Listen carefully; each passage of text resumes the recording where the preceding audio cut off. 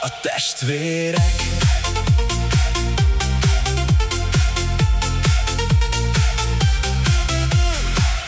Kicsi falum, ott születtem én, poros úton cseng a gyermekmesém. Kapu előtt ül a rég öreg szék, vár még engem, hív a régi kép.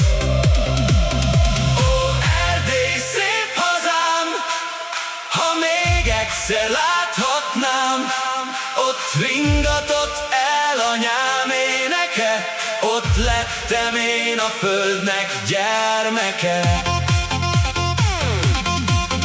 Hazavágyik az én szívem, ó, ott vannak az emlékek, ó, régi ház és tiszta réteg, jó barátok, s a testvérek.